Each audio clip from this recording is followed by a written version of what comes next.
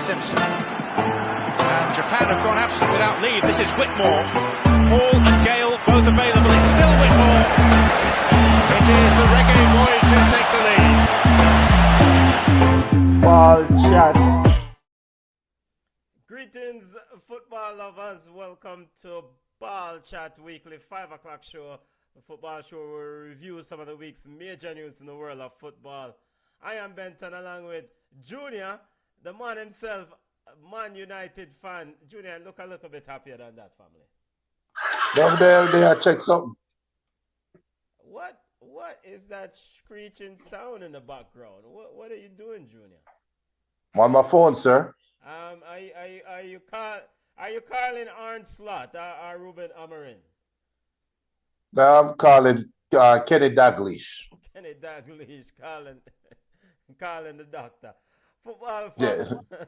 Liverpool doctor. Football family, welcome to BCN Sports Ball Chat Weekly. The show will recap some of the week's major news in the world of football. And we have a jam-packed show, so we're not wasting any time. We don't know. We're going to get right into it. Big up to all the subscribers and all the listeners. Big up. I see you. Big up. Thank you for always joining us. Consider subscribing if you like the content and smash the like button. Turn on the notification bell. Don't know, because that's the only way you will get news when we release new content. You know, that's the notification. On today's show, we have Ballas and Bugs. Ballas being impressive players. Send on your Ballas. Send on your Bugs. And send on your unimpressive players, which are Bugs. We'll discuss English Premier League and some news coming out of the English Premier League. Take a look at a couple of games, some scores, look at the standing, and coaching change. A coaching change in English Premier League. We'll have a look at La Liga. Players protest in La Liga. I'll take a look at what's going on over in Spain. Man called Jack Warner, former FIFA Vice President, former CONCACAF President, has won his extradition battle against USA down in Trinidad and Tobago. We'll take a look on that story and give you an update. No, and of course, Jamaican Football Report. Reggae Girls squad is out. We'll look at the schedule and the squad itself. Reggae Girls getting ready for friendly game against TNT. We'll also look at Jamaican Premier League scores and give you a latest update on the scores currently going on. Cavalier play one side. And Mount Pleasant is in Caribbean Cup semi-final on Wednesday night. And Champions League football games coming up this week. So a lot of football games to discuss. But let's get to it. Ballas and Bugs, Junior. As we discuss Ballas and Bugs, is Enveligos Marina Casabala or a Bug being the owner of Forest as he sacked Ange Postecoglou over at Forest after 39 days in charge? 8 games, 0-2-6 record, Ange Postecoglou. By the way, did I ask you how you doing? Yeah, I'm a good one. All right. Get it? All right. Yeah, and Ange Postecoglou is out at Forest Junior. He always said that the proof is in the pudding regarding trophies. I guess he didn't get a chance to win trophy in his second year here. Not guess, he didn't get a chance. He not even get 2 months. Do you agree with the decision or not? No. Looking at Sean Dyche, or no. per reports looking at Sean Dyche and Roberto Mancini, there's also concerns that some people don't want to work with this brother, aka the owner, Mari Kanakas. Of course, he sacked Nuno Espirito at the start of the early in the Premier League season, so they will be looking for their third manager to lead the group. Yeah, I mean, the question, the answer to your question about if he's a bug or he's a baller, he's neither. He's a host, and sometimes you have a host, and the host is host to bug them. So that's what this brother is right now. He's a horrible manager. Seemingly he's a horrible human being. I am not. I shouldn't be. Manager, horrible owner, right? Is Horrible owner, okay? and seemingly a horrible human being. And that's just the rhetoric that is put out there right now. I don't know him personally, but he doesn't seem to have a good track record right now with dealing with people. And I am willing to bet that in the very near future, you might have some employee complaints coming out against him. I would not be surprised. So, no. And I say serve Andrew right for getting fired, because he should have never taken the job in the first place. What?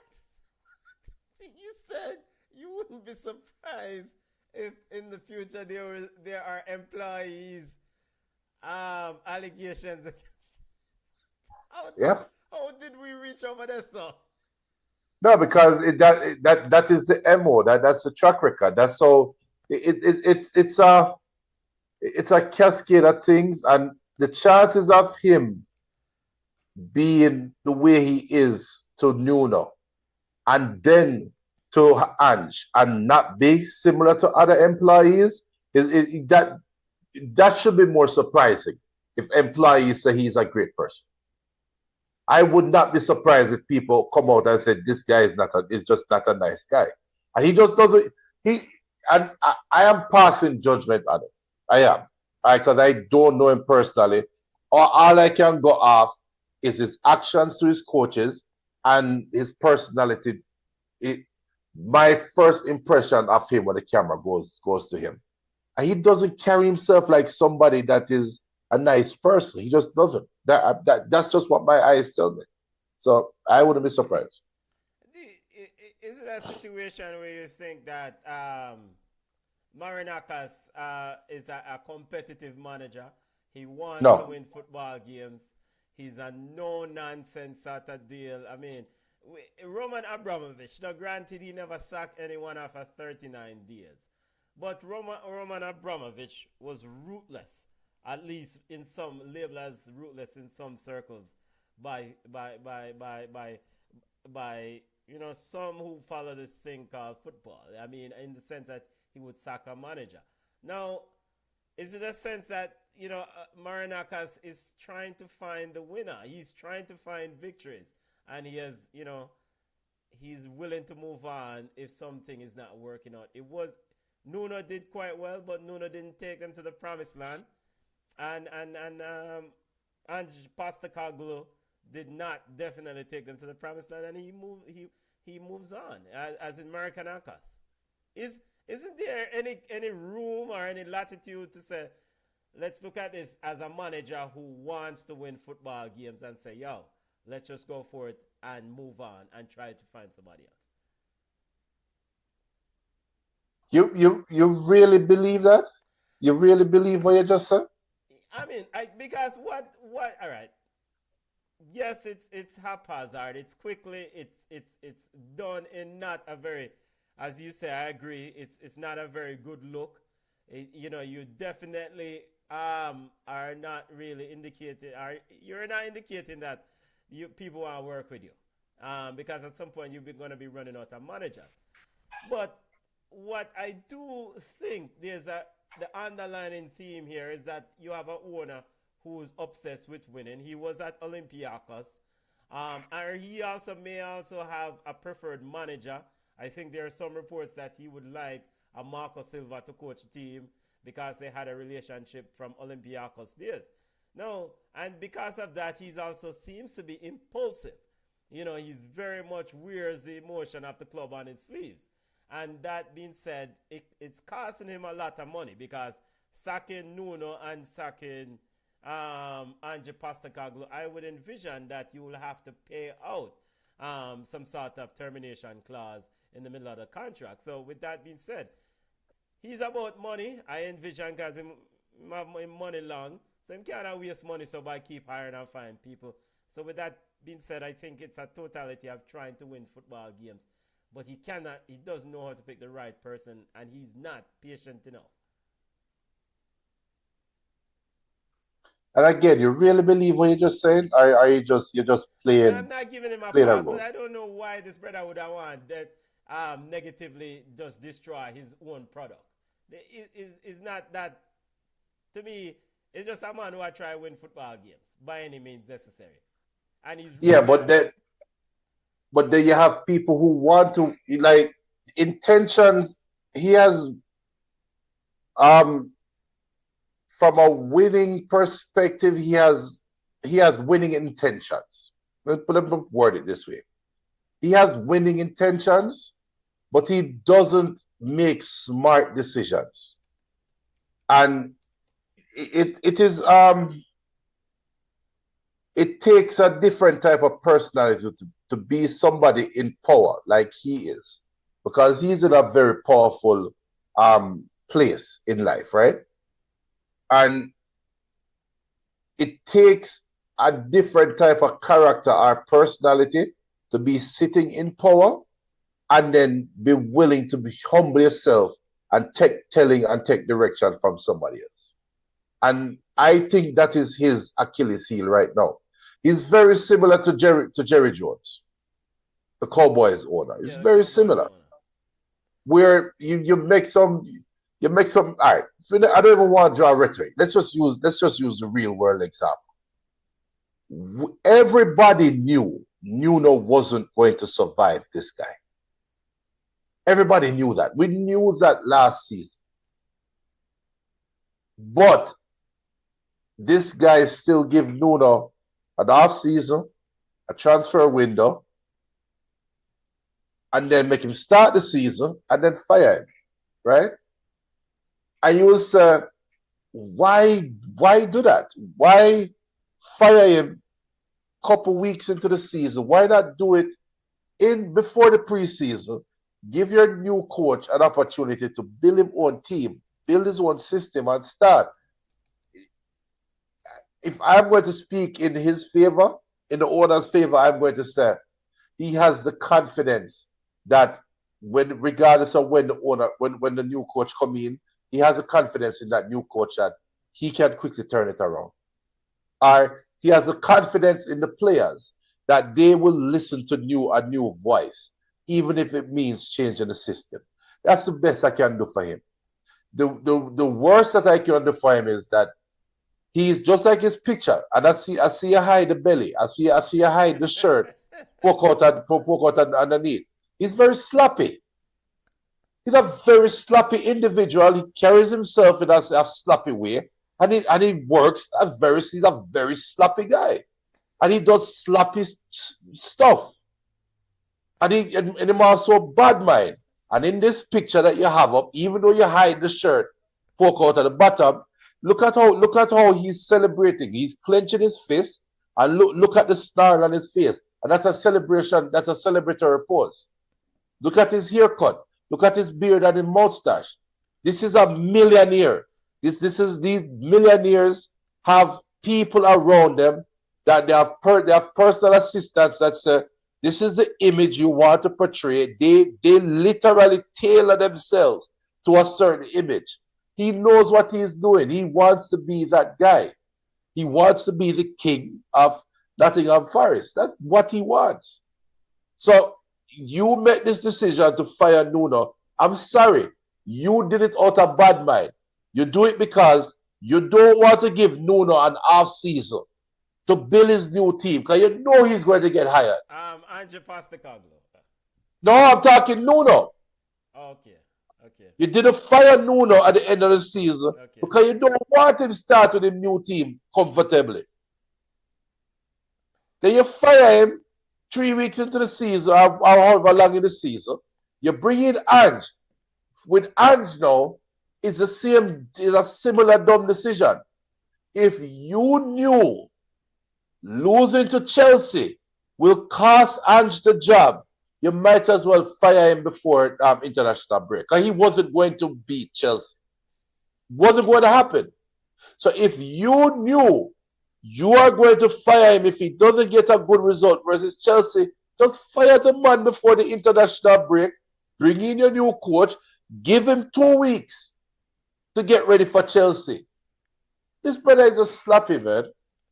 A very sloppy individual. Alright, so Ballas and Bug segment, family. Ballas are bugs to Postecoglou. Any blame here to Ange Postecoglou? Any Yes. blame? Yes, he should have never taken the job. Yeah, because the team did absolutely piss poor, Junior. How many games? And I'm not saying that he needs I'm not saying that it's fair to sack him. But what the game 2-6, I mean, they were winless in 8 games.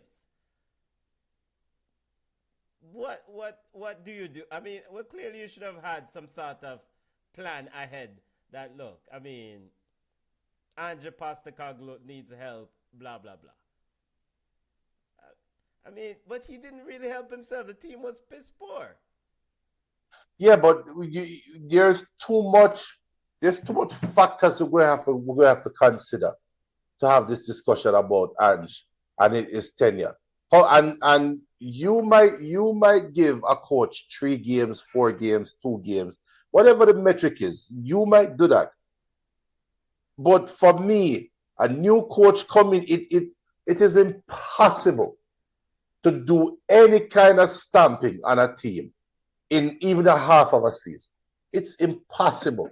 And worse when Nuno and Ange are polar opposites of each other. But there are no similarities in how they approach the game. Are you Ange take the walk in a bridging? So you yeah, but that's why I tell you. That's why I tell you. Ange is wrong. He should have never taken the job. Nottingham Forest said in the club statement release, and Junior, I also want to ask you about this club statement. It said, quote, Nottingham Forest Football Club can confirm that after a series of disappointing results and performances, Ange Postecoglou has been relieved of his duties as head coach with immediate effect. The club will make no further comment at this time, end quote. So, all right, the club, the statement did not even say that who is going to be the man to lead the team now. Who is going to be the interim? Junior is in charge. Such and such brother is in charge. The club said Ange Postecoglou, after disappointing results and performances, has been relieved of his duties. No further statement now work. When is Nottingham Forest next game? Tell you in a second. And who will coach a team for the next game? Is it you? Are you gonna be the coach, Junior? Hell no. Is it Marinakas? That to me, because usually you relieve a manager of their head coach responsibility. You said, okay, the interim is gonna be, Don Juan, and Don Juan is gonna be in charge until we make such and such. But it almost seems like with this statement, there wasn't even any plan for Don Juan or any assistant or anybody to lead the group. Yeah. They travel to Porto Thursday in the Europa League, and then they travel to they host Porto Thursday. And then they travel to Bournemouth next Sunday. Is the next beating coming? Is the next beating coming? Is that absolutely next beating coming? But Ange Postecoglou is out. Junior, when does Forest win a ball game in this run? I don't. I hope they lose every game, and I hope they get relegated. Yeah, that's what I. That's I mean, I like Gibbs White. I like Chris Wood. I mean, I like my boy that I midfield. Who what name? I mean, they do have some Malik in the defense. So I mean, they have some serviceable and workaholic players, right? So, well, they play Manu November 1st. The host Manu November 1st. They might win that game. Well, you should have wish them play, no. But Ange Postecoglou could even get the new coach bounce. Moving on before we leave. Bookmakers and odds running. Sean Dyche, Roberto Mancini are some of the names, are the 2 names involved. Who do you think they will end up with? Sean Dyche. I would be shocked if Mancini take this job. This is not. This is the type of job where I'm thinking Sean Dyche, Sam Allardyce, them kind of man then were desperate to coach. Mancini, this owner has to do he has to do a personality reclamation project, or he have to do an identity fix up. He has to change. So he has to do some public interview and to say, I'm just a passionate guy and I love Nottingham Forest and I do it for the fans and blah, blah, blah, blah. For any coach that's reputable to go coach there. Does a termination or a buyout clause a factor here for you, Junior? If you're for what? In the fact that who they go after, I would envision if you go after a name brand manager, you're gonna have, if you sack him, you're gonna have to pay him a higher termination fee. You've already done that with Nuno, and you've already done that with Ange Postecoglou. Marco Silva is again somebody that, according to reports, he likes because of the relationship from Olympiacos days. Marco Silva apparently will be out of a contract next year, I think, with Fulham. So he might be available and free if Forest survives in the Premier League. So do you, if Marco Silva is the preferred choice, do you kind of do a stopgap and just say, yo, Tapper Whitmore or any local regular man come coach a team and keep us in? Yeah, sure. Promote the assistant coach. Yeah, promote somebody from with him. Promote the other 23 coach. I would say him keeping up. Yeah. And then promote the other. Big up to the family. You have some comments running in. Family, we have some comments running. Big up. BM says the owner is like the Suge Knight of the EPL. I think that's a damn good comparison. Suge Knight of the EPL in so many ways. One. The man is no long talking, brother. Is it that you win football games or move on? Yeah. Welcome to Death Row Records. Welcome to Death Row Football Club. All right, now to the EPL scores. Let's get to Manchester United versus Liverpool game. Game ended 2-1 for Man United. Junior, very good result. And I have something else I want to share with you, but let me go ahead and know that results sunk in. You have some time to think about the 2-1 victory for Manchester United. Your post-analysis after a few hours. I'm reserving my post-game analysis till next week. Let me see what they do against Brighton. Let me see what they do against Nottingham Forest. This is from Manchester United perspective. They play well against the big clubs. This is how the players are. But within the games that are equitable or they're favored in, they struggle. That is when I would say, oh, Man U is making the turn and blah, blah, blah, blah, blah. From a Liverpool perspective, they are, like we said in the watch along, there are questions that Slot need to answer, and he now needs to start coaching. Before he rode, I can argue he rode that Jurgen Klopp wave to get the title last year. The emotional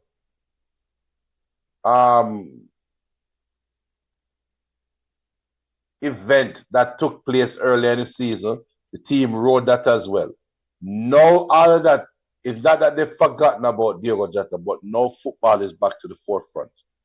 Can they figure it out? And this is where they need the head coach to come in and point them in the right direction. That is where they are right now. Because if they continue down the path that they are on, you can start thinking about sticking a fork in their title challenge. Arsenal can start to feel like them have one hand on the trophy. Junior, I'm going to list a few names to you, and you can tell me what is unique about these players. As a Man United fan, we'll discuss Liverpool in a few minutes. Wayne Rooney, Juan Mata, Robert Van Persie, Carlos Tevez, John O'Shea, Ryan Giggs, Diego Forlan, and Harry Maguire. Oh, scoring. I mean, Van Persie scored a win at Anfield. Yes, The list of Man United players who have scored winning goals of Anfield over the past couple of decades. Harry Maguire has joined the list with Wayne Rooney, Juan Mata, Robin van Persie, Carlos Tevez, John O'Shea, Ryan Giggs, and Diego Forlan. Junior, Harry Maguire was out the door a few months ago. No, last year. But that's still look.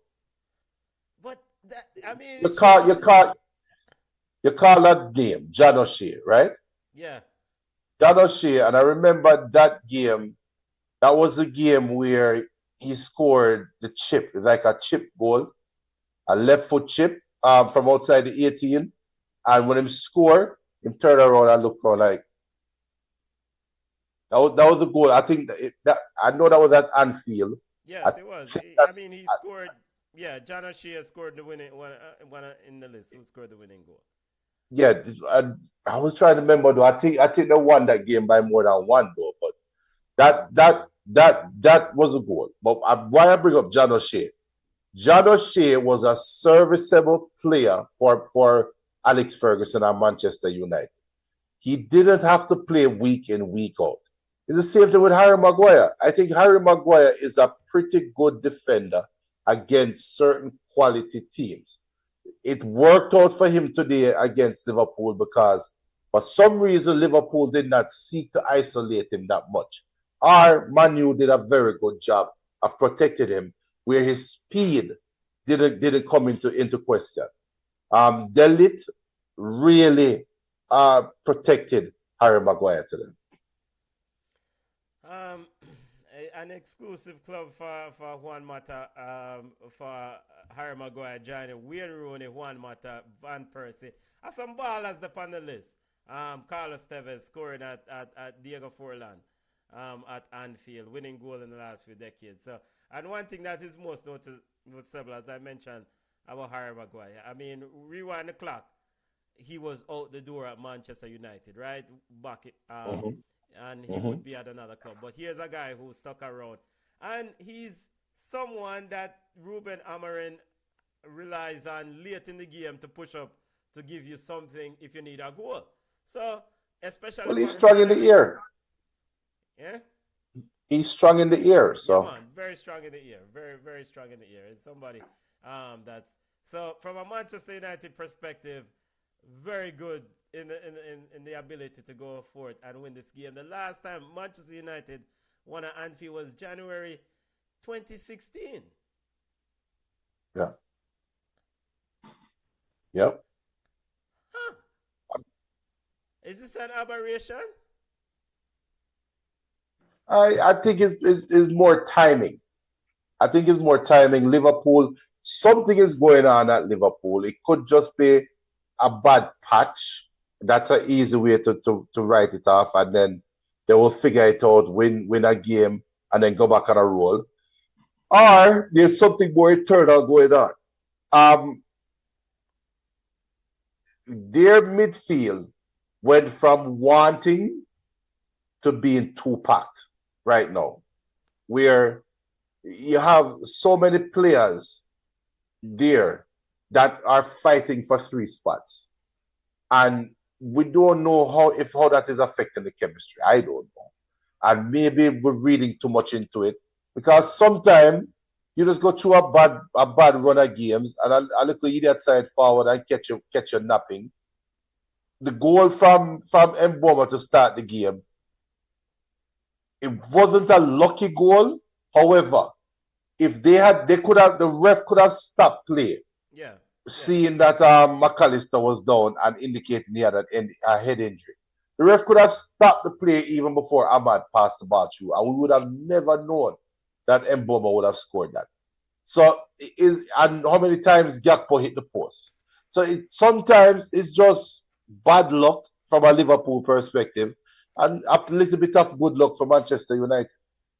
Yeah. I mean, on a normal, we chalk the head injury to one of those where we normally see those call or stop the game. You know, some referees urgently would have done that and chalk off or stop the play immediately. But Manchester United was allowed to continue and they scored a goal. I mean, you know, Liverpool had some opportunities to try to nullify it, and they beat goalkeeper Georgie Mardashvili at the near post. I mean, a couple of things coming out of this game, Junior, is that Slot said if you lose 4 times in a row, you need to be concerned. We know how it works in football.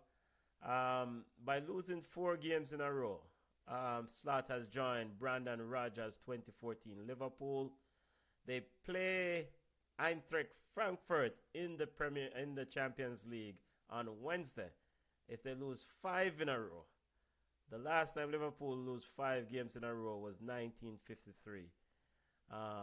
Junior, what exactly is going on with this football team? We saw Mohamed Salah being subbed off when you need a goal.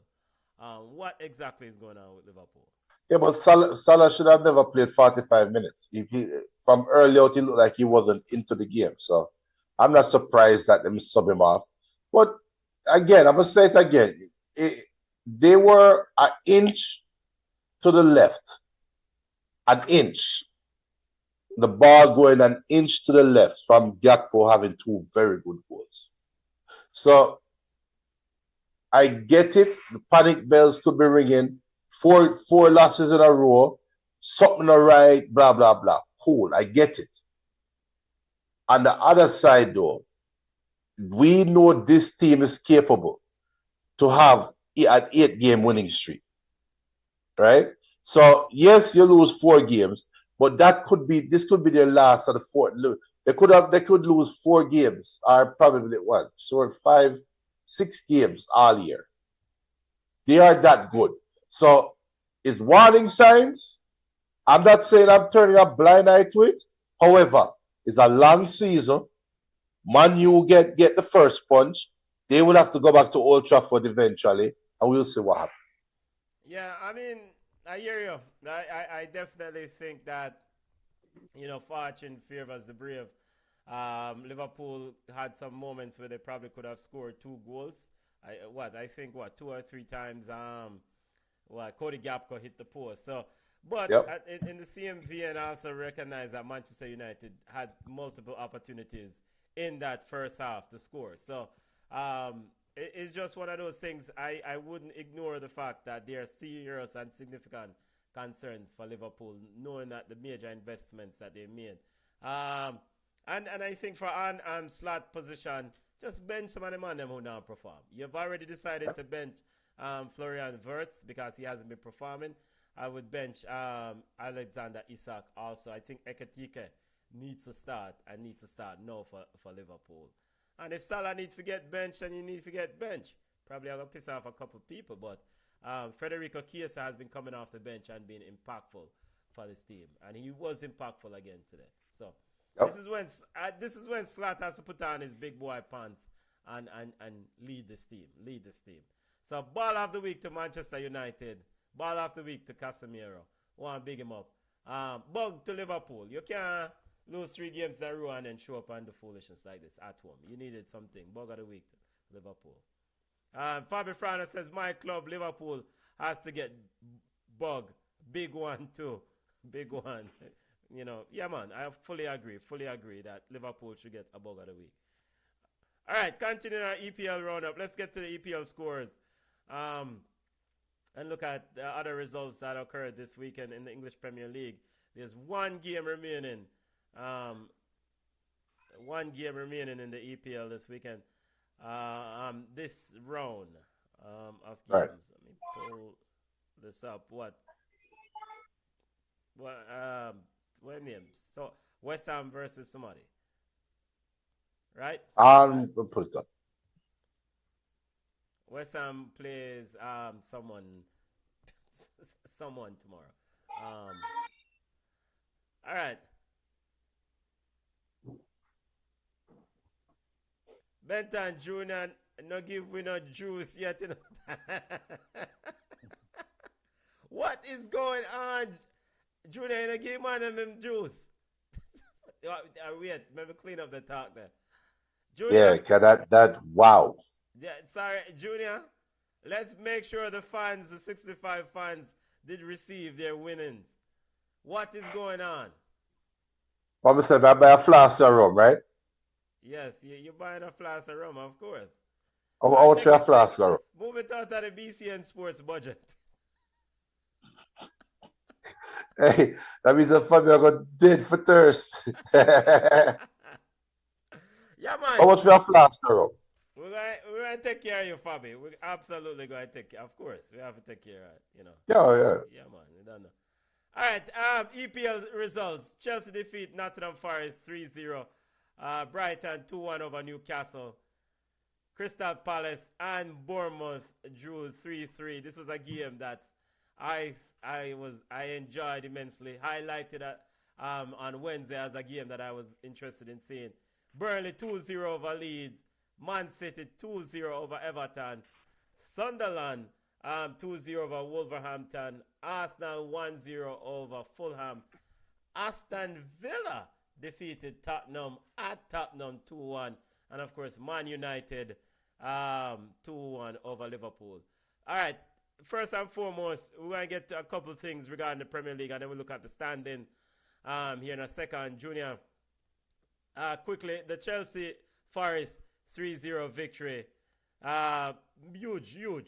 Huge game. I mean, when it was a Forest now playing a ball, but you still have to go out and execute and beat a bug side. And they did. Yeah, and they have to keep up pace. So they can only play who they played against. They can't who is in front of them, right? They can't apply to play against big side every week. They can only play who is in front of them. And like you said, they go out there and took care of business in a charged game. Looked like it was an emotionally charged game, at least for the coach and Ange Postecoglou. And they went out there and made it look a lot easier than maybe some would say it should have looked. Yeah, that's really it. Chelsea just take care of their business. Ball of the week. Any concerns with this? There's a bit of report with the British press focusing on the 5 red cards and that Chelsea has received in 6 games. Of course, Malo goes to pick up a second yellow card at the conclusion at the end of the game.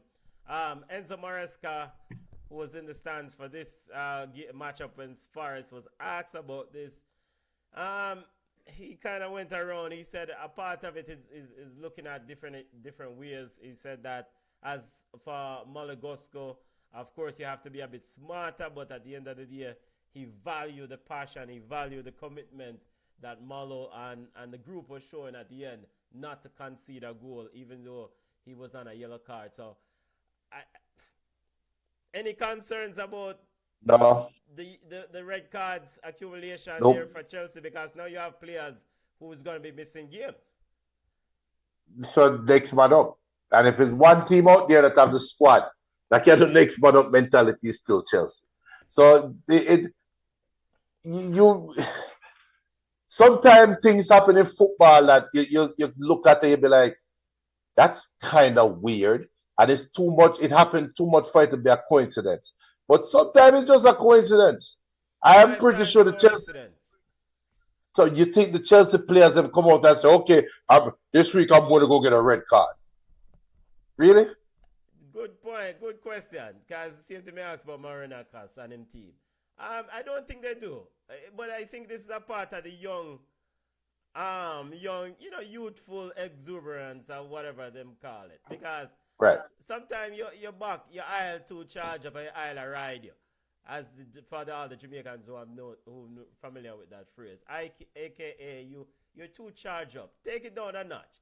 You already have win the game 3-0, brother. Take it down a notch, calm down, manage the game, manage emotions. You're already on a yellow card. Now, granted, you do your job, you get a couple of weeks off. You can get a couple of games off with the suspension. You can't go flex. You know? I think that's one game off again. It's not a straight, right? Not straight, yeah. Crystal Palace, Bournemouth 3-3. Any other results you want to talk about? I thought Bournemouth should have secured the 3 points against Crystal Palace, but it shows how Crystal Palace was held on. Ball of the week by Felipe Mateta for scoring a hat-trick in that game. So They had a pure never say die attitude because Crystal Palace, I think they were down 2-0 at one point, right? Yes, they were And down then 2-0, then they tied it up 2-2. And then Bournemouth took the lead 3-2 in the 91st minute. yeah, Crystal Palace is just they have a never say die attitude, never say die mentality, next man up mentality, even though Wharton was back. And the man it was a good ball game. And the reason why I'm going to be overly sympathetic to Bournemouth is because I don't expect them to be where they are. So both Bournemouth and Crystal Palace high up in the table.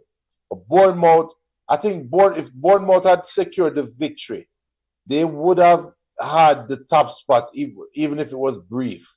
Yes, they would have had the lead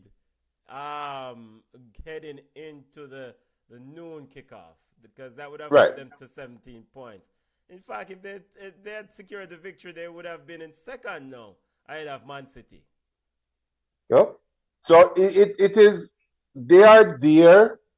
If I'm judging them for the game, you can't lose. You cannot give up the points at the death like that. You can't be up 2-0, have the other team come back, you take the lead and still have the other team come back and draw the game. You cannot do that. You cannot do that. There's some concerns there.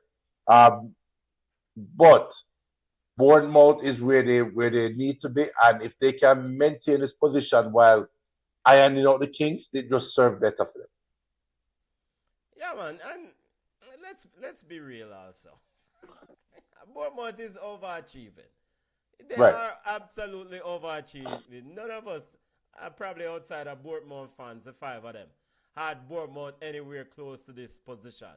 No, but we always and I ball of the week to Adane Areola, the coach of Bournemouth, because he's doing an outstanding job with this group. This team, limited resources, but week in and week out, they're forward to play some serious football. And Oliver Glasner, likewise, is doing quite well. They've lost Eze, but they continue to try to move forward and play some good football game. So, any other result you want to highlight from the Premier League?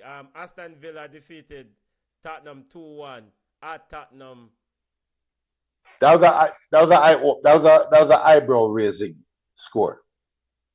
I guess the question is which Tottenham is the real Tottenham?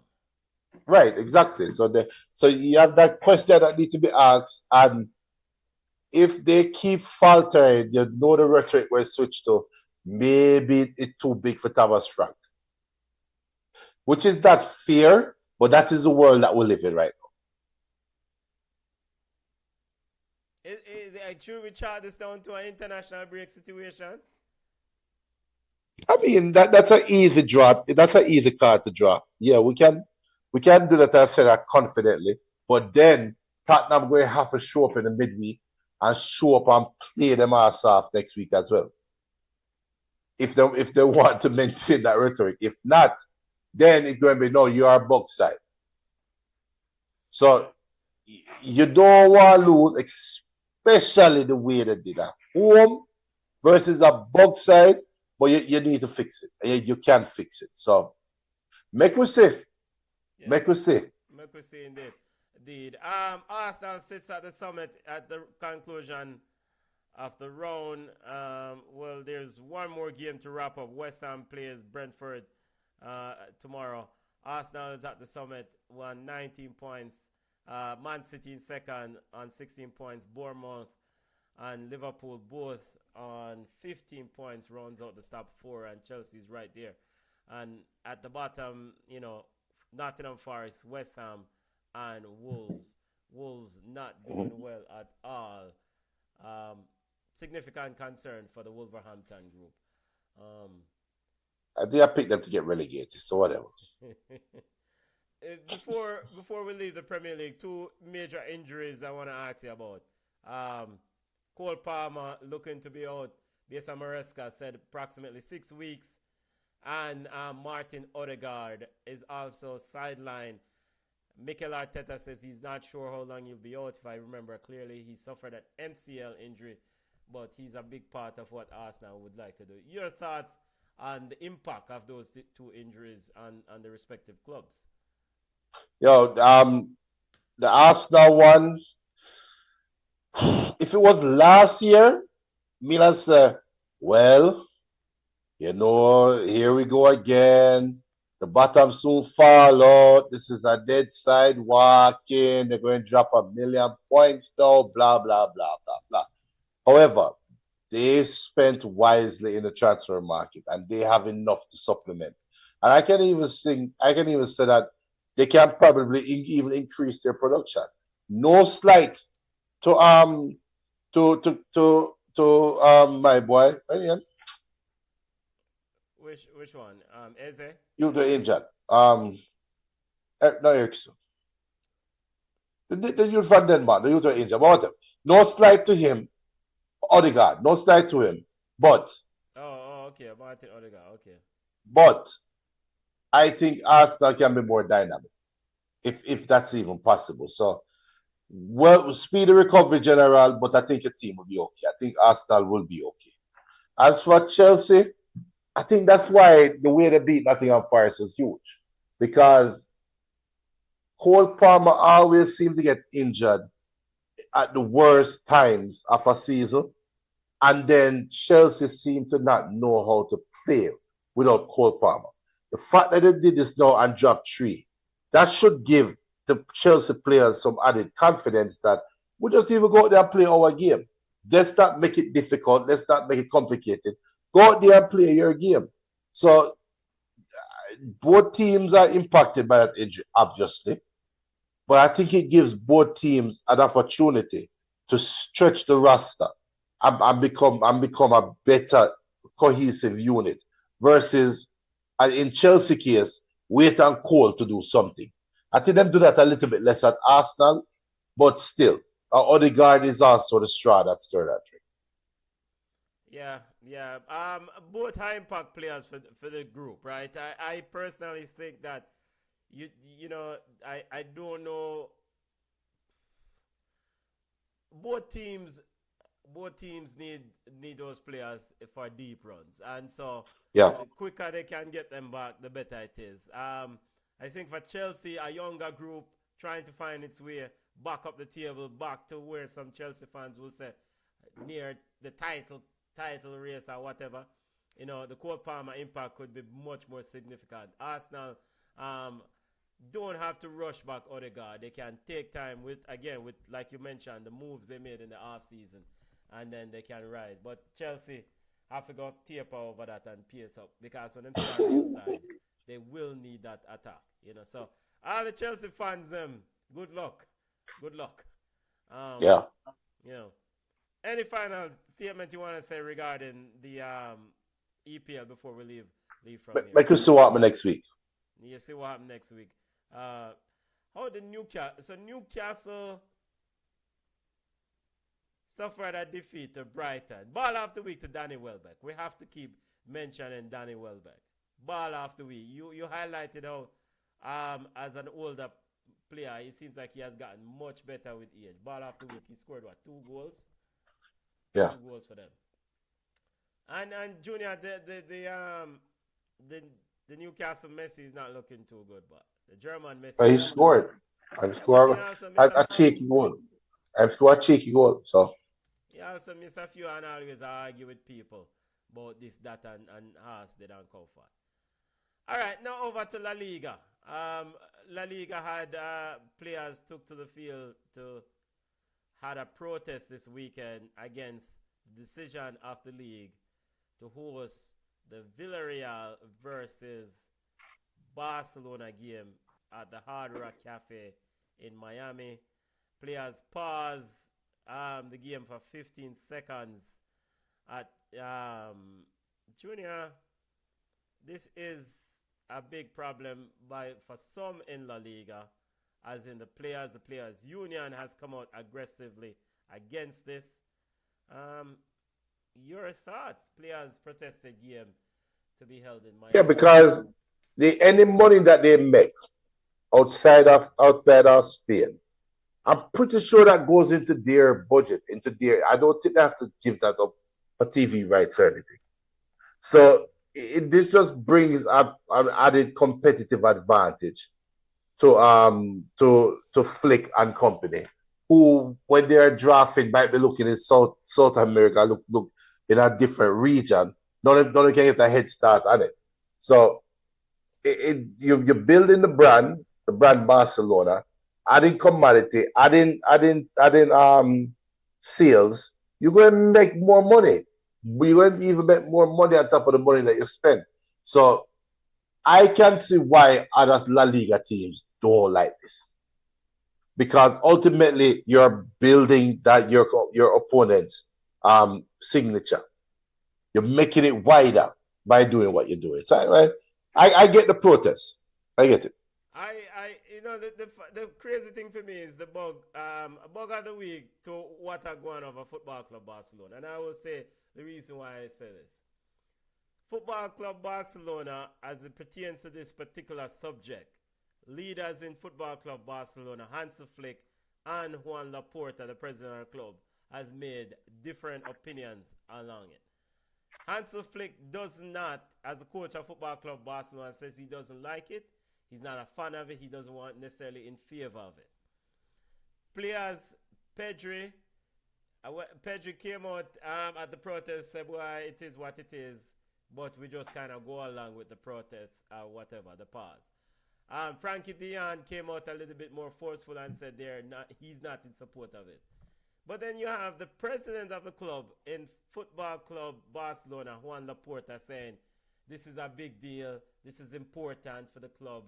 How is that the president of the club and the coach and some of the players are not on the same page regarding this objective? Because the president wants to make more money and the players want to train and play in comfort. Yeah, so they're both... Yeah, go ahead. They're both arguing with each other right now, but speaking different languages. Yeah, and from a competitive standpoint, Real Madrid has been, of course, Real Madrid oppose a lot of things. Real Madrid has been very vocal, said this gives an unfair competitive advantage. Now, the Villarreal home game is the game that will be played at the Hard Rock Cafe in Miami. Now, imagine you are a local man from Villarreal who have your season tickets, Junior. How you are going to get to watch this game in Miami? They're flying, I think they're scheduled to fly 3,000 fans to the Hard Rock Cafe. Of course, these 3,000 fans will probably have to get some visa entry to come in at this class. Junior, if you are Villarreal and you are a Villarreal fan, this is your home game, your family season ticket, blah, blah, blah. You go watch the game. How you feel about this? I'm sure they open up at the spot fire. I'm sure. So that's how I feel about it. Good business. Yeah, and could this set a precedence? I mean, La Liga already. Yes. Yes. I've played some of the Copa games, Super Copa games in Saudi Arabia. No, here you are actually taking domestic league games overseas. And then it opens the door. It opens the door big time. No, so I don't know look, if FIFA have officially signed off on it. Because FIFA still needs to give its stamp of approval. But I mean, because the idea of domestic league means to play within your domestic boundaries. Well, you're playing the league, but the game though must play locally. And I don't know. That's just semantics because I am interpreting that statement. You interpret it one way, I interpret the same thing as yourself another way. FIFA bylaw about growing the game. This is why you have domestic league. If Benton, La Liga fly over for play games in America, what does that do to the American domestic league? Does it enhance or does it jeopardize its ability to grow? Well, we sit down and watch.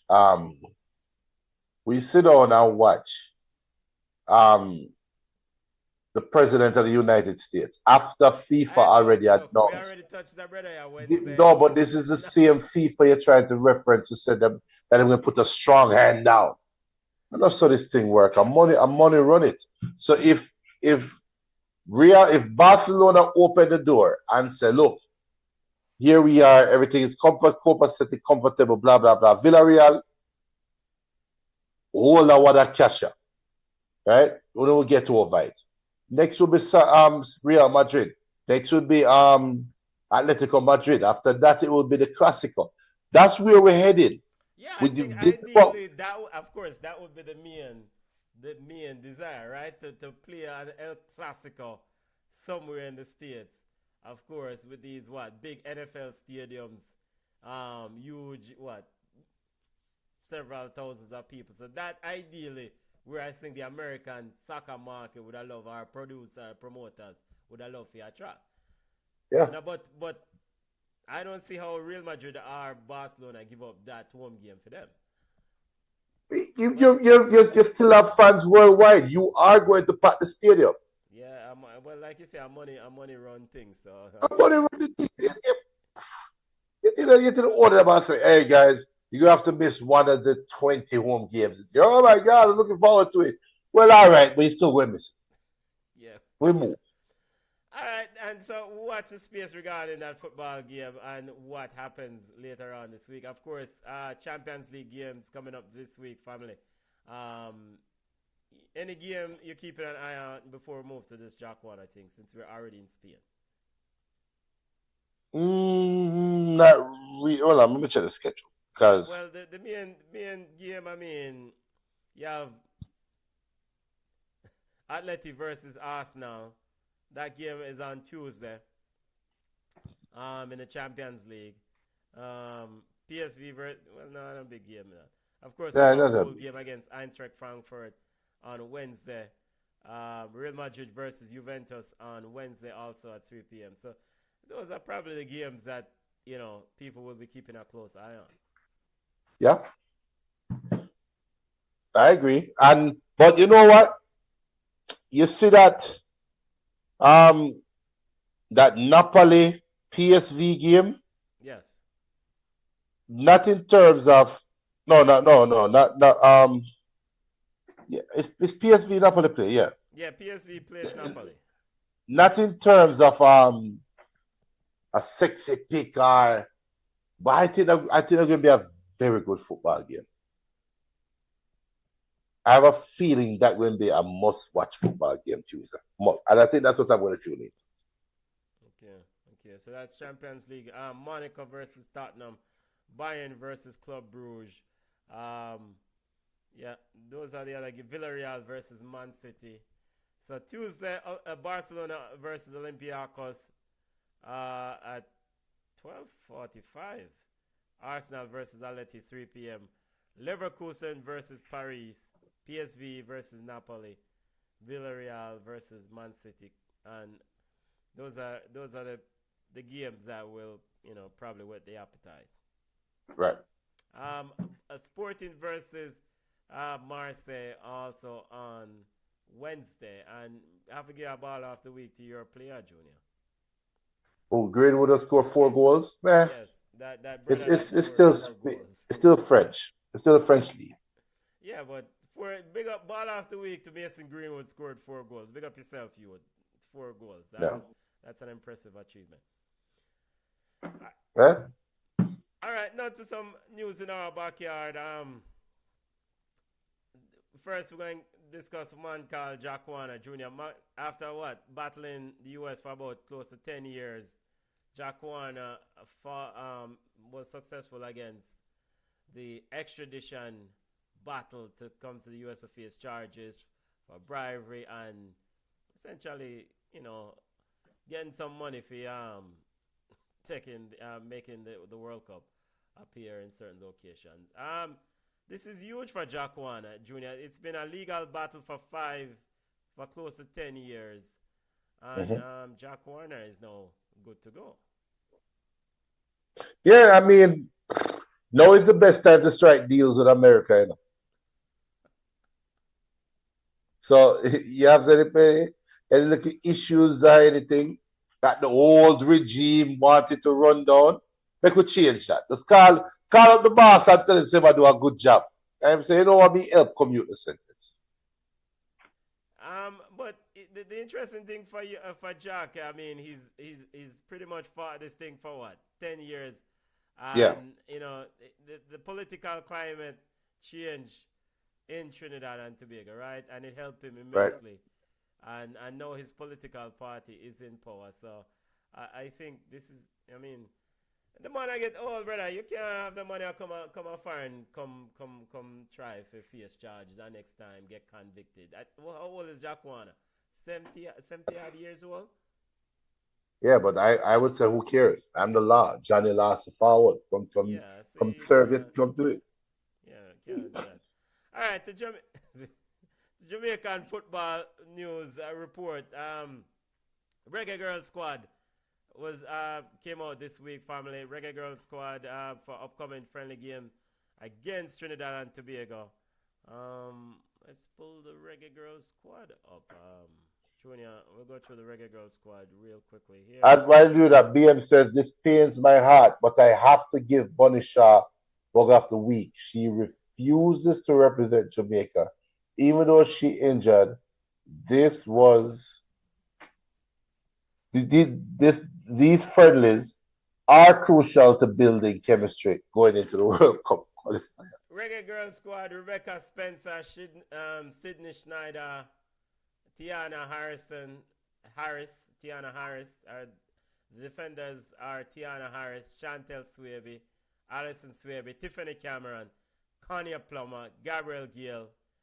Midfielders, Jalea McPherson, Bala Atlanta Primus, Israela Groves, Denisha Blackwood, Adam Alcon, Vian Sampson, and the forwards are Kayla McKenna, Natasha Thomas, Jody Brown, Shania Hills, Nigeri Butts, and the baller herself, Kalissa Van Zanten. Wait, are they good Van Zanten this? I don't know, but this is the young Van Zanten.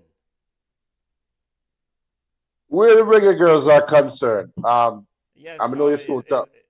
It's the good Van. It's Kiki Van Zanten. Okay, all right. This is the Houston Dash high flying big baller Kiki Van Zanten. Sorry, Junior, as you were saying.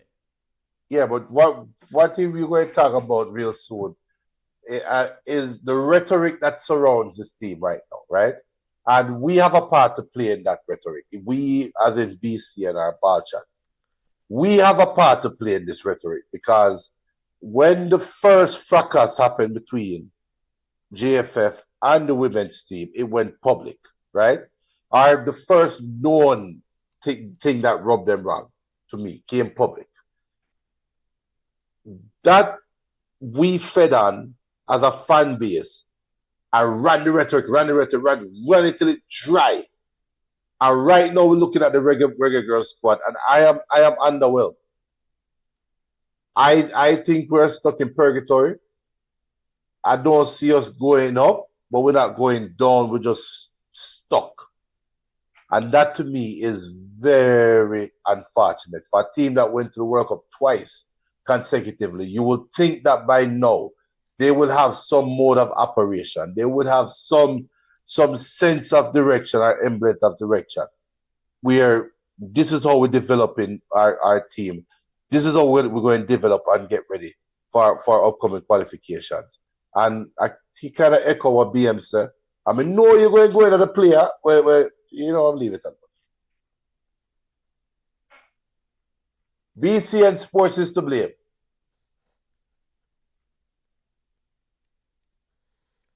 Okay. All right. You done? We're done. But BCN Sports will not take on any responsibility here or blame. We have to. Speaking of Drew Carter's, Drew Spence absent. Spence and Carter were both ruled out for injury, according to coach Hubert Busby. He says that Drew Spence, that is, picked up a knock last week. Tottenham informed us that they would be holding her out, and we hope she'll be ready for the next round. Trudy was also in the squad, but she picked up a knock as well. And of course, the most notable absentee is Bonnie Shaw.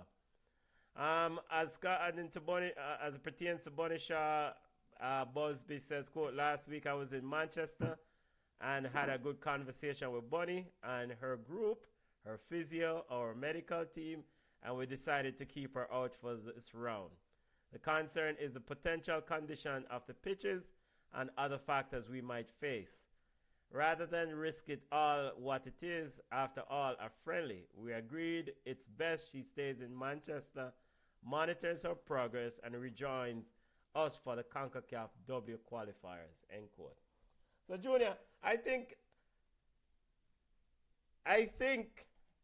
BM and the Manchester United and the junior fan club, I must say, well, I only see him bucket. It's him fan. I tried throw dirt from Bonnie Shaw's name. I want to repeat what Coach Hubert Busby just said.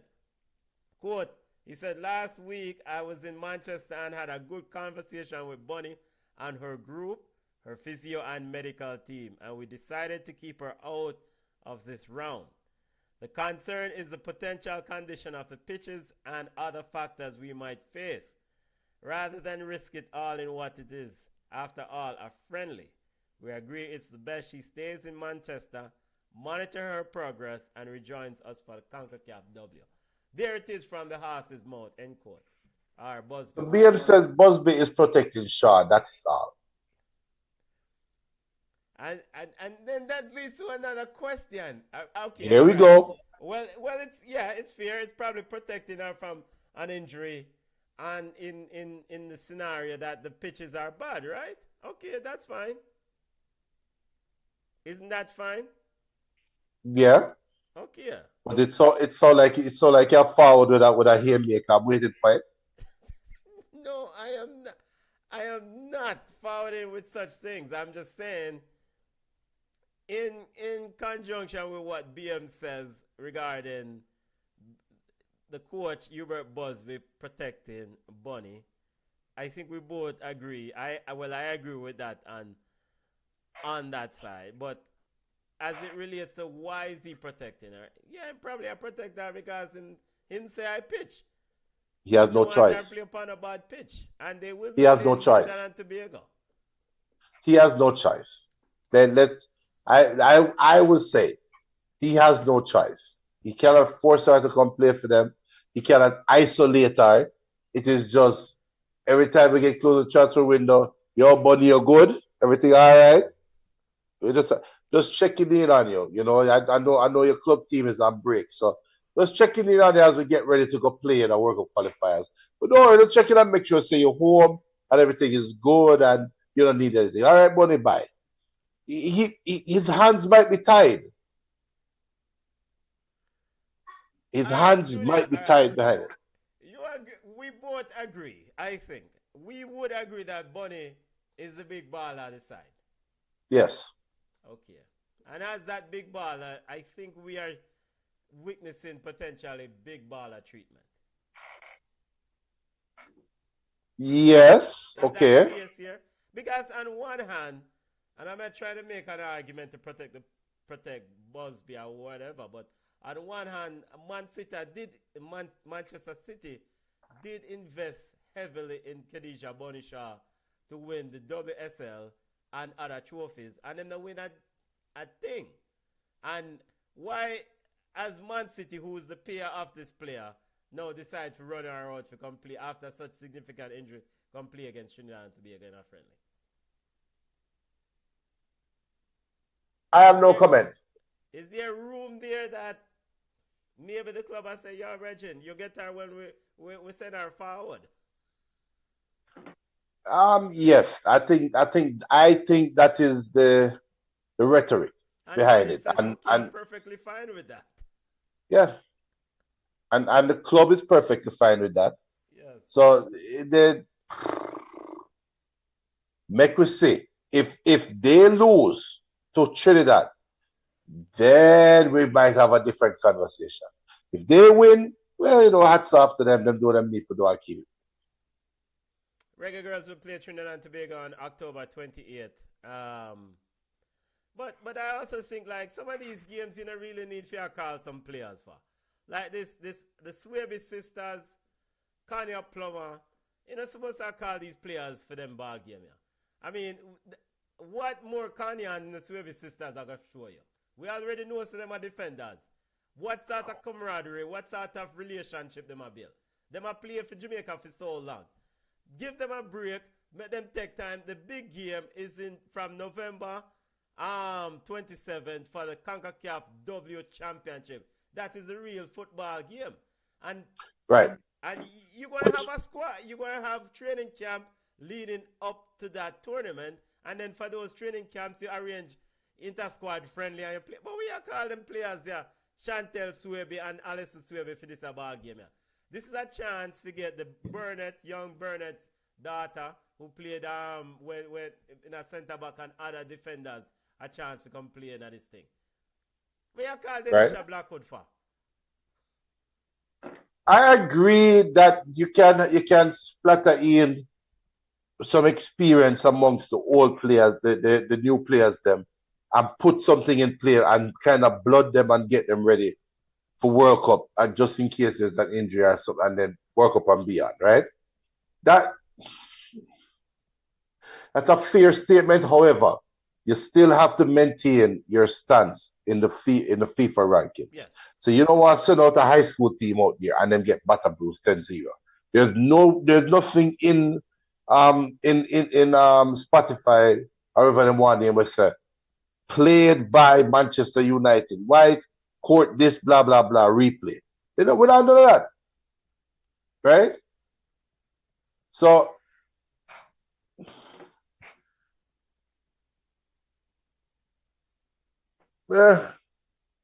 I think you have to do some mixture.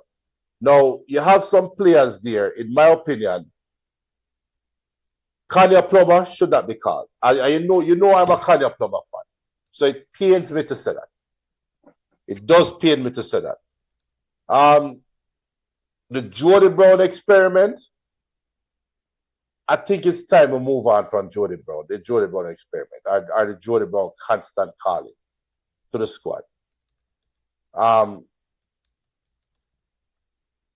Both Rebecca Spencer and Sydney Snyder, without no more goalkeeper.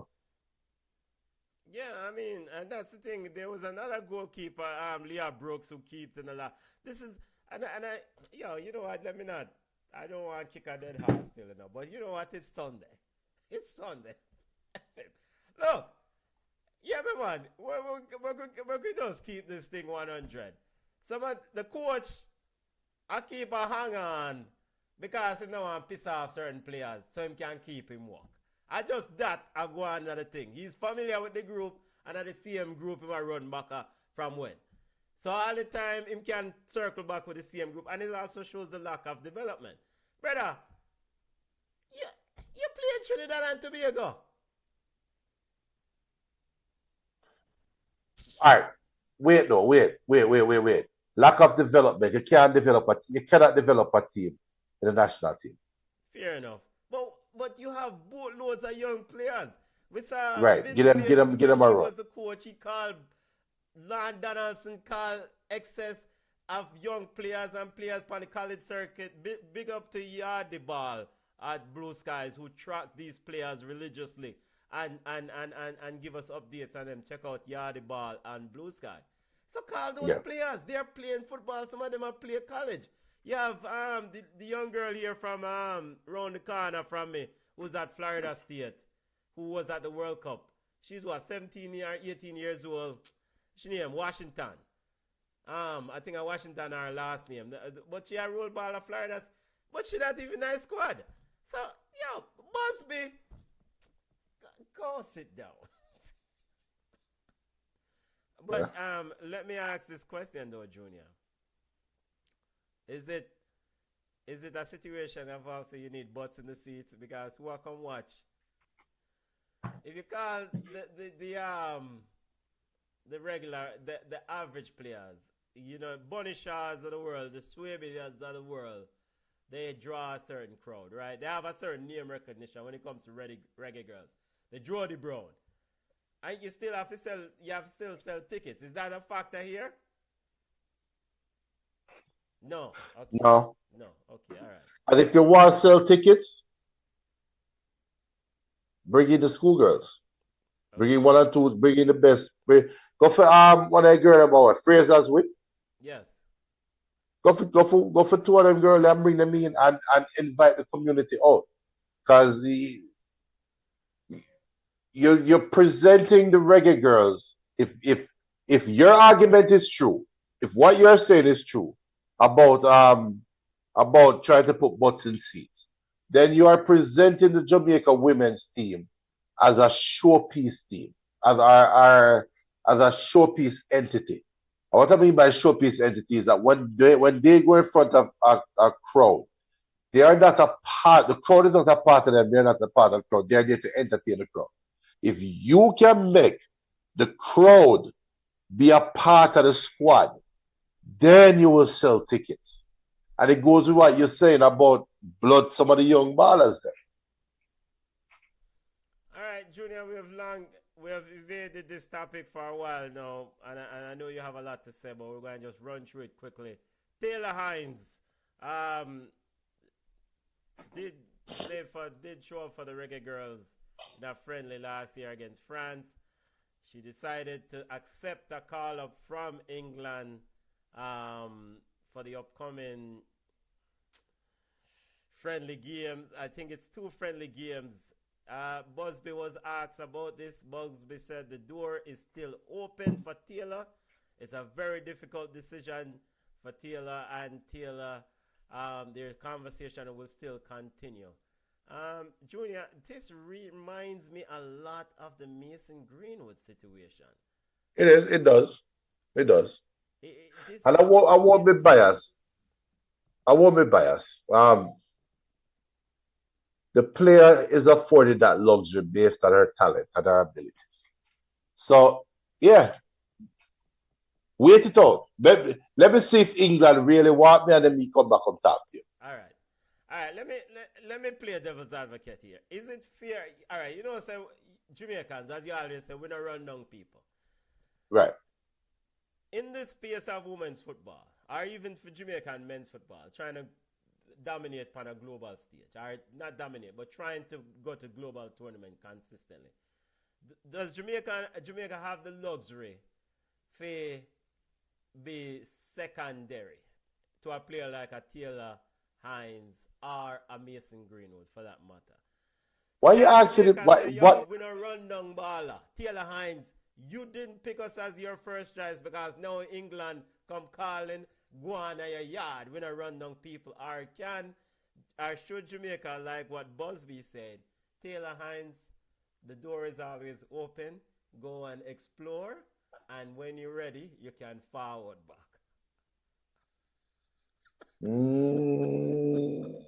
That's a trick. I like I said, I'm going to stay consistent. Wait it out. Wait it out. Your talent, wait as long as the talent dictates. I don't know if that makes sense. Yeah, I hear you. I hear you. Because these are talented. I mean, she signed a contract with Arsenal. She was at Liverpool.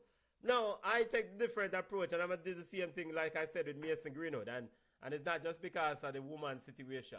I'm going to say the same thing here with Taylor Hines. If I'm not your first choice to play, don't forward. Don't forward. You would say that if you were Taylor Hines? I'm saying Taylor Hines, don't forward. If Reggae Girls is not your first choice to play, don't forward. Thank you, but no. Go and go play for Sarah Wigman and England. No, she did say that it was a very difficult chance. And the big thing is that she not get no minutes against Arsenal, as BM just asked. Is she getting minutes against Arsenal? Yes, she's not. But, you know, Sarah Wigman was asked about England manager Sarah Wigman. Wyman was asked about this, and she's like, they need to develop a new crop of defenders, and she's one of those who came through the England path, the England developmental system. Hey, Benton, I have to take this call. An important call coming. All right, cool. Yeah, man. Yeah, 1 second.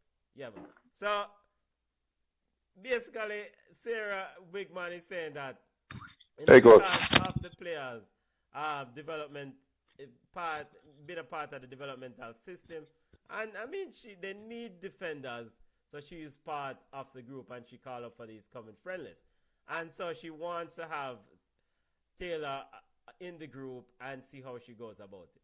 Now, granted, when Reggae Girls call her up, them should have put her in a FIFA match and nobody with no friendly thing. Put her in a some serious, some real World Cup qualifier, some a CONCACAF game, so she will already have to go through the Reggae Girls window. So, you know, we'll see how this one plays out. But I am on the impression, like, if the country is not the first choice, then go and go play for the country that's your first choice. And it seems to me, even though they've said that, you know, she has said that it's a very difficult decision, it seems to me that England is her first choice. And it's the same case as Mason Greenwood. And that is perfectly fine. There's nothing wrong with that. I mean, as an individual, she has the right to select any nation that she wants to play with. But the mere fact that Busby, the head coach of the Reggae Girls, you know, is saying that, look, the door is still open. I think at the end of the day, come on, stop run on things. This is why you need to focus on other players and development of other players. So you don't have to constantly go through this cycle. So, Taylor Hines, you know, accept, and good luck to Taylor. Definitely, good luck to her. She joins up with that England team, and good luck to her as she navigates with the England setup, because again, they really fancy her in that group. All right. Other Jamaican football news. We could go through the Jamaican Premier League and look at the Premier League standing heading into this weekend's game. Jamaican Premier League. No, wrong.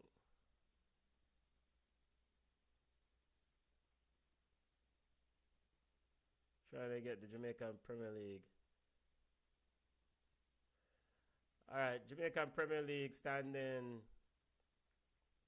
Again, the Reggae Girls will play Trinidad and Tobago on October 28th, and we'll do a watch along depending on what time I did that game they are going. All right, so regarding Jamaican Premier League standing heading to this round, Mobile United playing Racing. Mobile United is playing Racing. That's supposed to be a rotted game. And that. I'm back. Sorry. Yeah, no. Yeah, you know, sometimes the youth gone on a basketball trip, and coaches call me and say they got rear-ended, but them good. Okay, all right. So everything good. Good to know. Yeah. We're just wrapping up and looking at the standing of the Jamaican Premier League. Heading into this round, Mobile United is on 19 points at the top, and second is Racing. Mobile United will play Racing. I think the game is today, actually. Yes, Mobile United versus is a rotted game. That game I'm looking forward to. Portmore United is third on 15. Waterhouse for 11 points. Cavalier and Chapelton both on 10 points. Mount Pleasant, Arnett, and Treasure Beach and Tivoli all on 9 points. So 4 teams sitting on 9 points. Haverview, Dumbeholden, Molynes, and then Spanish Town, Squaddy, and just upon 2 points. Squaddy in a spot about it. I don't know if Squaddy will survive this year, but the score update. You say you don't know if Squaddy going to survive this? Really? Yeah, I don't know if Spanish Town Police will remain in the Premier League, aka Hell no. The word survive when it comes to Squaddy. All right. Hell no, they won't survive. Unintended. They won't survive better. I don't know if They're not Spanish arrived. Town Police FC will remain in the Premier League next year. I think they're looking at steering down relegation. They might get relegated to even to League 3. Cavalier defeated Spanish Town Police 3-0. Heading into the round. Junior, any thoughts on the Jamaican Premier League Chapelton We versus Mullines. when we were in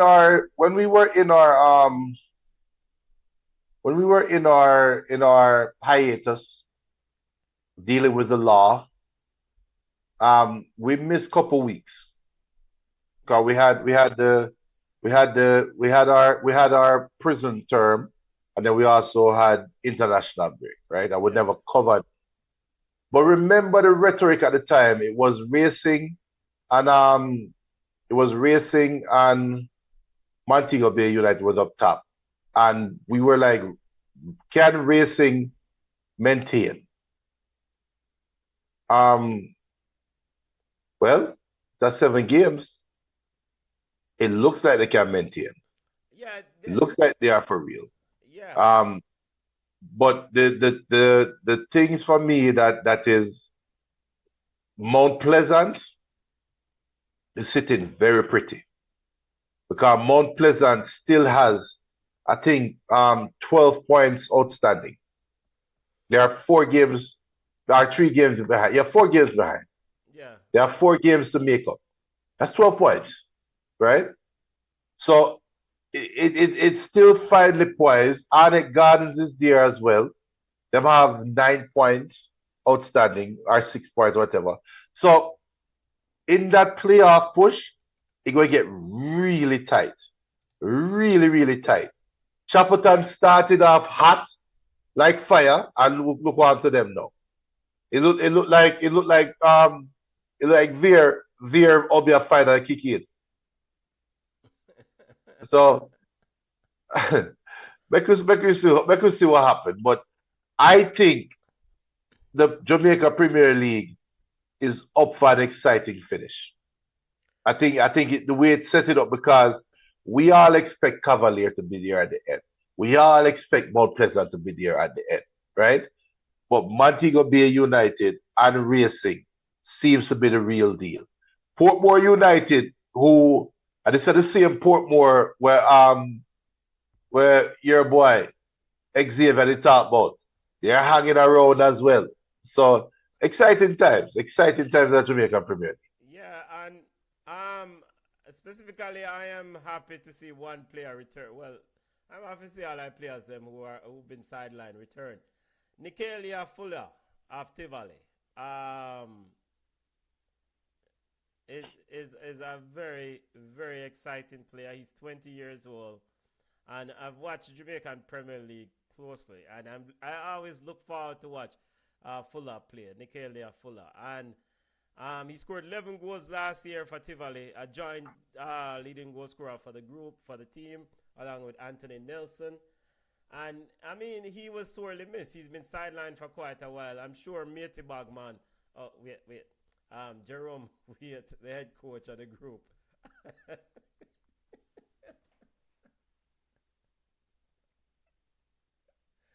Yo, I'm sure Mr. Wyatt is very happy to have Nicalia Fuller back. I don't want Jerome sending me a hate mail. All right? But Jerome is a very good coach. A very good coach. Big up yourself. But Nicalia Fuller being back, I think it's huge for this club. Very, very big deal. Big. You mentioned Mount Pleasant earlier. Now, Mount Pleasant is in the Caribbean Cup semi-final. Mm-hmm. And I think Mount Pleasant is really focused on winning that tournament. I mean, they play Wednesday, the first leg, against Defence Force of Trinidad and Tobago at the Hazley Crawford Stadium. And, of course, Cavalier, I think Cavalier won that thing twice, or the Caribbean Cup. I know Cavalier was the defending champion. And Mount Pleasant now needs this trophy. So I expect Mount Pleasant to be heavily focused not only on trying to win the Premier League, but they really want to win this Caribbean Cup, because a part of the Mount Pleasant project is not just to win trophy in Jamaica, it's to expand in the larger CONCACAF. And in order to qualify for the larger CONCACAF Champions League tournament, you want to win that Caribbean Cup. So Mount Pleasant this Wednesday against Defense Force first leg. I'm looking forward to this game. Junior, this brings me back to the 90s or early 90s when Trinidad and Tobago club side used to play against Jamaica club side. In the local now defunct. What kind of league them used to call it back then? Oh my God, what's the name of that league? But this brings me back a little bit to the 90s. Okay, you have the Kingston, what are they? Kingston County Lions? I don't even remember what them name. Yeah, the Kingston County Lions. God, that was the league when they had the three counties have them team, right? I don't remember. Waterhouse and Dumbleholden just kick off. It's a go bother me now. It's a go bother me. I can't remember exactly, but I know back in the 90s, Jamaican club teams, well, other Caribbean teams with it, but it was always a matchup for when an entertaining factor that Jamaican club teams, win off the Premier League, then we'll play those teams in other parts of the Caribbean. Yeah. When they play the Trinidadian teams, it was always. It was when Joe. Why does the phrase Joe Public keep coming to mind? Joe Public, you're right. It's public. You're right, but I don't think. There's a Trinidadian team named Joe Public. I don't think they cover. I think Joe Public is a St. Vincent team. I don't even remember what they name, but one team did name Public. You're right. No. There's a. I don't. Let me find it. There was a team. That was something public. Yeah. And I want to say Joe Public FC. You're right. Joe Public FC. Joe Public. Okay. Joe Public FC. Yes. So they are nicknamed the Eastern Lions. Okay. And they were a football club from Trinidad and Tobago that used to play the TNT Pro League. Nicknamed the Eastern Lions. It was owned by former FIFA president Jack Wada. Yo, wow, no wonder I remember this thing. This thing come full circle. Yes, Joe Public was Jack Warner's club. Jack Warner's side. Yeah, man. Remember it though. And it does come full circle because it always seems to be the dominant team out at Trinidad and Tobago. But of course, if you have CONCACAF president and FIFA vice president ownership money, of course you're gonna be the best team coming out at Trinidad. Yeah, and them had what the keeper name, man? They had the big keeper for Trinidad.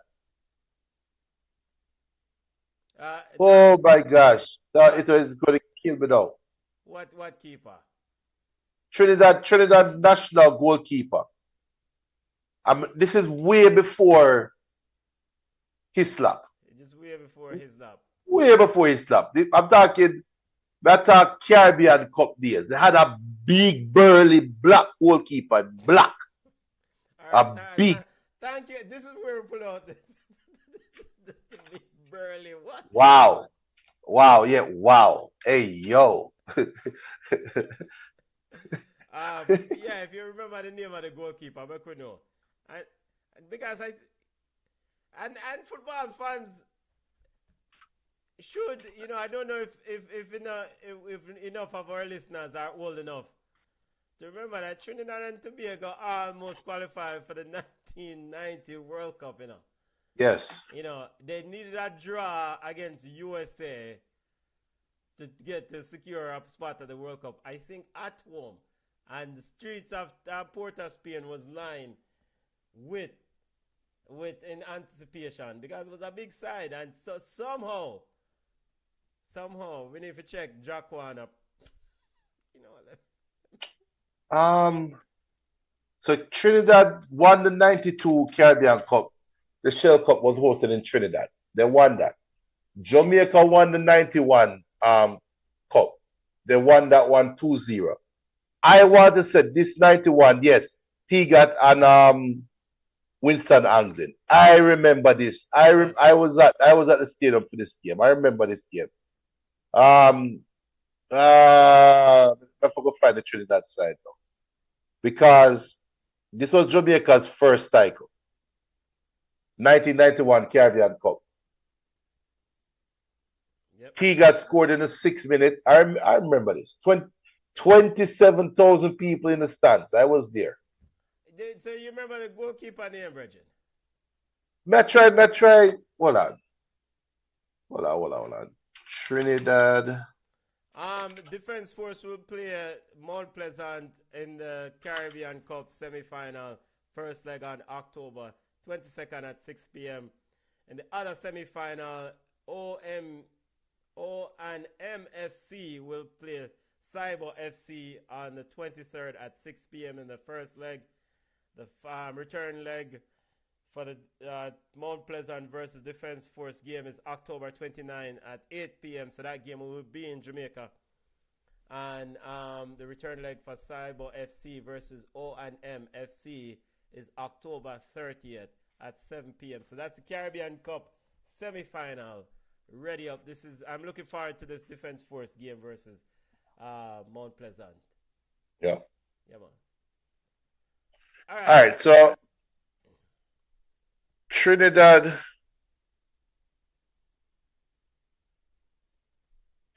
So listen to this. Yo. Listen to this Trinidad team. Alfred, Elliot Allen, Hudson Charles, Paul Elliot Allen, Marvin Fostin. I remember Marvin. Yep. Marvin, yeah, I remember Marvin. Kelvin Jones. And I remember Hudson Charles. Kerry Jamerson. Philbert Jones. Sedley Joseph. Russell Latapi. Bala. Dexter Bala. Lee. You want to hear another ball name? Leonson Lewis. Leonson Lewis. Bala. Michael Morris, Clayton Morris. I think Clayton Morris is not Clayton Morris. Morris was a pretty damn good baller too. No, I'm not trying to remember the keeper though. Dexter Sken, Alvin Thomas, Anton Thomas, Heyan Waterman, Dwight, York. Bala. Big side. We can't find the goalkeeper though. You sure it's not Clayton Morris? I think it's Clayton Morris. I think it's Clayton Morris. Name sounds familiar. I think you see Clayton Morris. I'm pretty sure it's him because I see that T got goal. T got scored a goal against him. The goal that T got scored against him. No, Clayton Morris is not a goalkeeper. Okay. But the goal that T got to score against Trinidad that year is a goal where the keeper. I want to say it's Hector Wright. I want to say Hector Wright try cross the ball to Tigat and him kick it too long. Mm-hmm.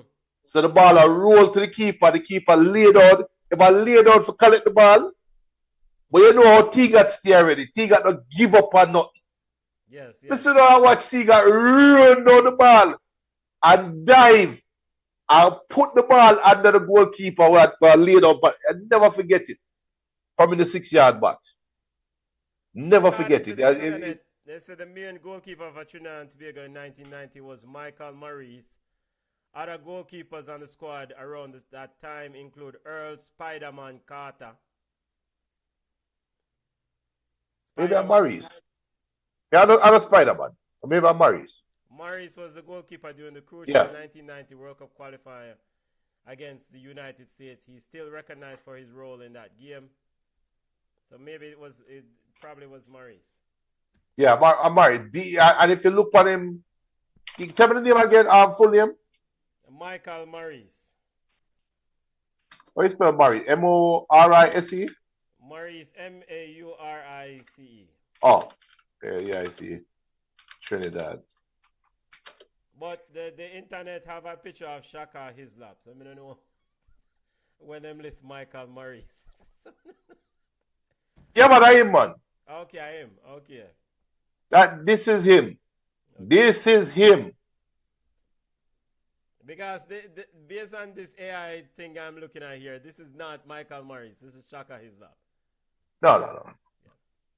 Michael Maurice, burly, dark-skinned brother. Yeah, but I am, man. Big. Him stayed tall. Back then him did tall, and you see Trinidad always have tall goalkeepers. Yeah, yeah. That's why Trinidad Shaka his club.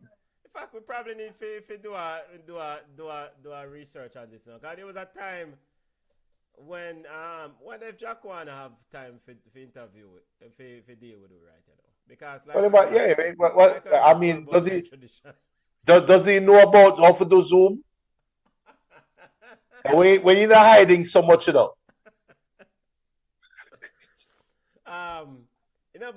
But one thing that what would love to, and maybe we need for the Rick Lesan Library down in Trinidad and Tobago. But one thing that was very prominent during the 90s, Trinidad and Tobago always produced goalkeepers.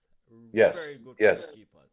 They had so I don't know what it was that that led to them developing great, excellent goalkeepers, because we interviewed Kelvin Jack, who was the goalkeeper for Trinidad and Tobago at the 2006 World Cup. And of course, Shaka Hislop. We don't know how excellent Shaka Hislop is during the tenure. And there were others too. So we need to find out what was the formula for Trinidad and Tobago back then. Yeah. All right, football family. That's time for we take ourselves. Wonderful show as usual. Big up to all the listeners. Remember to smash the like button. Remember to subscribe. We're changing up the layout. We're changing certain things, and mainly because of certain restrictions, we're definitely staying clear of posting or showing anyone else content, such as the internet, any web pages and stuff like that, because of copyright concerns. So we're staying clear of those things. That was it. That is it, family. Big up. And again, Mount Pleasant versus Defense Force. When I the 22nd, Wednesday. So during the halftime show, we'll have an idea of how this game going. It should be done by then. All right, football family. Big up to all the listeners. Connect with us on Instagram, Blue Sky, Facebook. Remember to subscribe, Twitch, wherever you get your podcasts. We are there. We're on Spotify, iTunes. But make sure to subscribe to the YouTube page. Look more, family. Have a safe week. Bless up yourself.